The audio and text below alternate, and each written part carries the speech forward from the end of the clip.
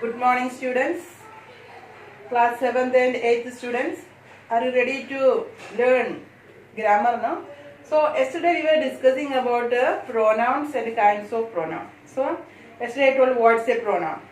Words which are used instead of a noun is called a pronoun. So, pronouns are mainly used to avoid repetition I told. And I have told about kinds of pronouns.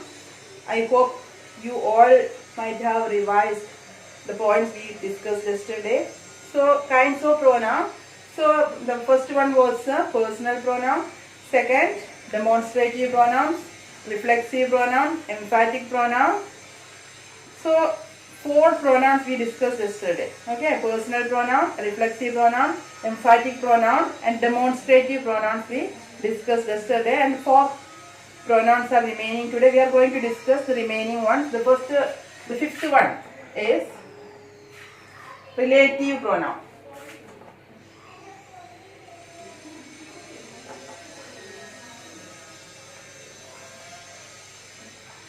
Relative pronoun. What is a relative pronoun? So, a relative pronoun is related to a noun that comes just before it. Example,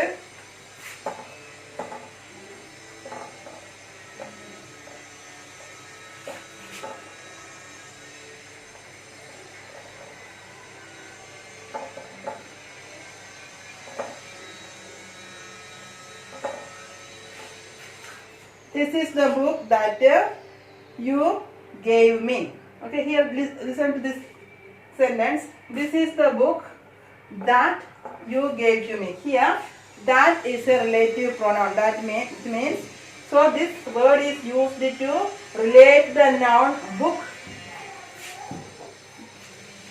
Relate the noun that comes just before it. So, this noun is called what? Antecedent. So, this noun is called what? Antecedent.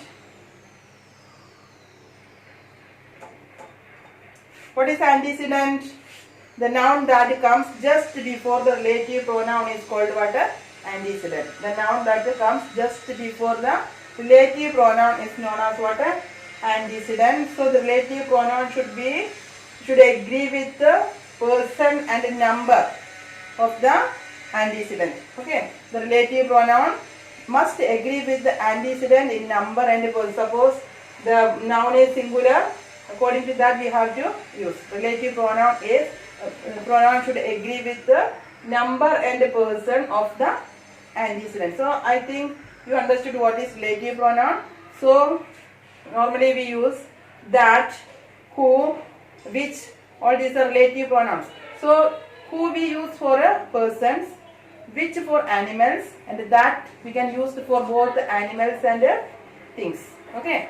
So that can be used for animals and things, and which we use for animals and which we sometimes we use for things also.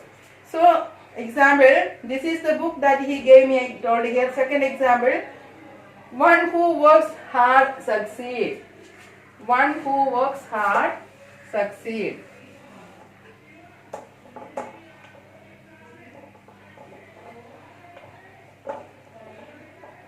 One who works hard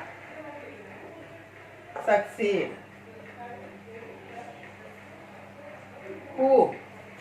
So here who is used to qualify the noun one. The person who works hard succeed. Okay. So who is for what persons. So next is the photo which you saw was this.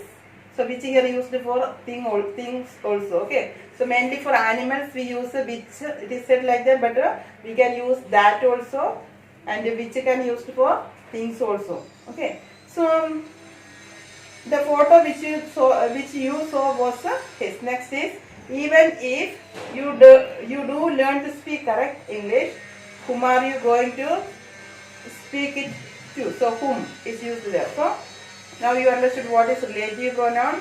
Relative pronoun is related to a noun that comes just before it, and the noun that comes just before the relative pronoun is called antecedent, and the relative pronoun must agree with the the antecedent in number and person. So these 3 points you have to remember about the relative pronouns. What is a relative pronoun?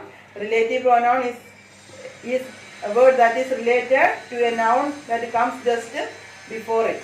Okay. So next we have to learn interrogative pronouns.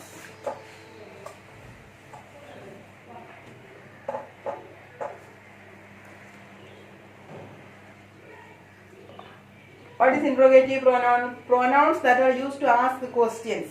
Pronouns that are used to ask questions are called interrogative pronoun. Whose, which. Okay. Example: whose is this picture? Whose is this picture? So that whose here stands for a person. So this word is used here to ask a question. Okay. So whose, it is used instead of the noun. It's a pronoun. So pronoun is a word which we use instead of a noun, and at the same time whose answer is a person. So whose is used here to ask a question. So it is an interrogative pronoun. Which is your bag? Which. Which is your bag? Which is also stand for a thing. Here which stands for a thing. So which here used instead of a noun, and which is used to ask a question. So it is an interrogative pronoun. Next, who goes there? So who stands for a person. So it's used to ask a question. So who. Then whom do you want to see? Whom. So whose, which, who, whom, these are called what?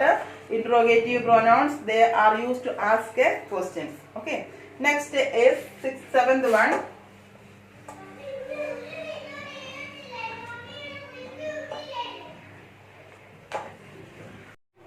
Indefinite pronoun. So indefinite pronoun refer to person or thing in general. Okay. Indefinite pronouns refer to person or thing in general. They do not point out a person or thing in particular. Okay. So indefinite pronoun refer to person or things in general. They do not refer any person or a thing in particular. Example: one must help the needy.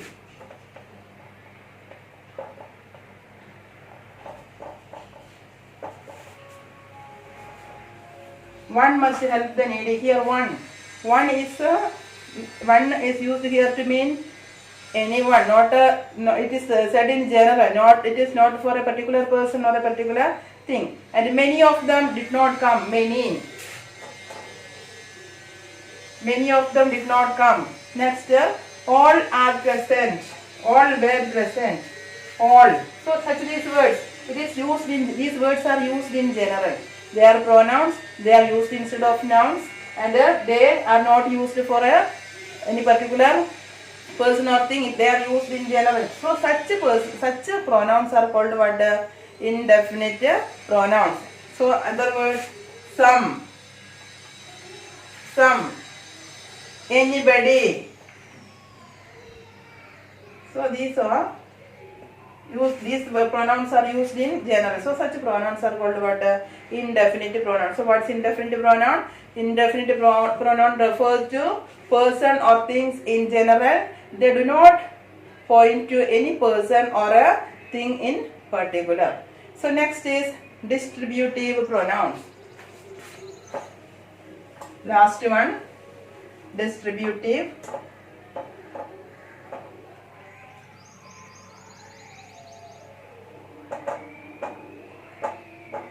Distributive pronoun. What is meant by distributive pronoun?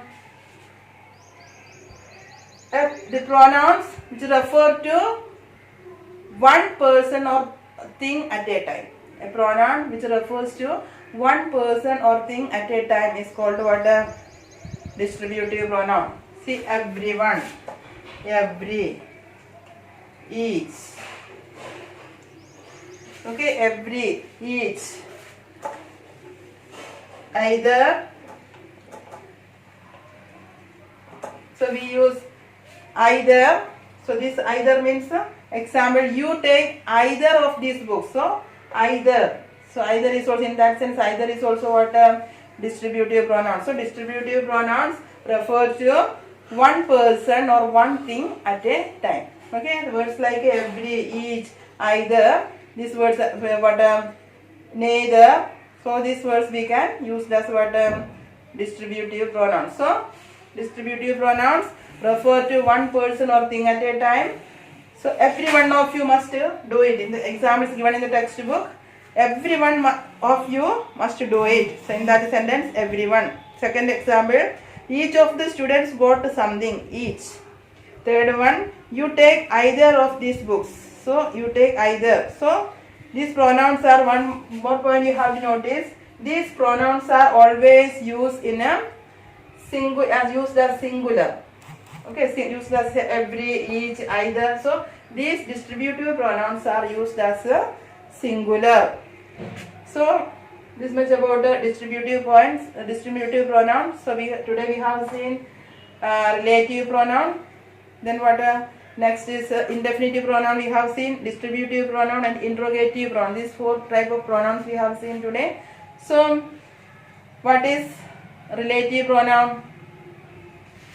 Relative pronoun is used to relate a noun that comes just before it, and the noun that comes just before the relative pronoun is called antecedent, and the relative pronoun should agree with the agree in number and person with whatever the antecedent. Then which are the relative pronouns we commonly used? That, who, which, whom, all these are the relative pronouns used always. Then interrogative pronouns that used to ask a question is called interrogative pronoun. So whose, which, who, whom, all these words, interrogative words we use to ask questions, they are used that they does the work of a pronoun. So they are known as interrogative pronouns. Next is distributive pronouns. Distributive pronoun refers to one person or one thing at a time. So these pronouns are always singular. Words like every, each, either, neither. So these words are the examples for distributive pronoun. And next is indefinitive pronoun. So indefinitive pronouns refer to persons or things in general. It does not refer any person or thing in particular. Okay, these are the kinds of pronouns. So there are 8 kinds of pronouns we have seen, and we have discussed almost all the pronouns in detail. So the previous class in class 6 you learned it very detailed.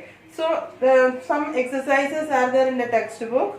Pick out pronouns from the following sentences and mention the kind of fish. I think you can do it yourself. The first question, you and I, I and he must go there. So in that you have to underline the pronoun and you have to tell what kind they are. Okay, like that 5 questions are there. In the section B, choose the correct pronoun from the bracket.